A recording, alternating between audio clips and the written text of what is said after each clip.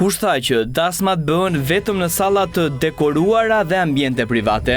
Në Shqipëri është bërë e zakonshme që festimet të zhvendosen edhe në autostrada dhe rrugë kombëtare. Pamjet e siguruara nga MCN i përkasin autostradës Tiranë-Durrës, ku kolonat e mjeteve të dasmorëve bllokojnë të dyja korsitë e lëvizjes drejt kryeqytetit, duke u kthyer në pengesë për lëvizjen e lirë të mjeteve të tjera apo mjeteve të emergjencës. Ndërkohë në aksin nga Kamza drejt Tapizës ndeshesh me të njëjtën situatë. Nuk mungojnë rastet kur bllokimi i rrugës manifestohet duke i shpërndar pamjet edhe në rrjetet sociale.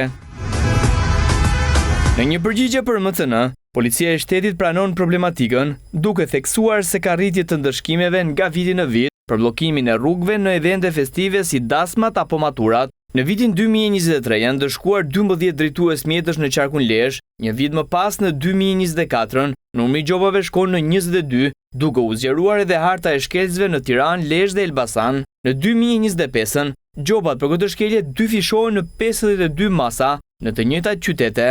Ndërkohë për 6 muajt e parë të vitit janë ndëshkuar administrativisht 39 drejtues mjetësh, kryesisht në Tiranë dhe Lezhë. Pra në harkun kohor të 3 viteve e gjysmë, u gjobitën 125 drejtues mjetësh pasi bllokuan rrugët nacionale për evente festive.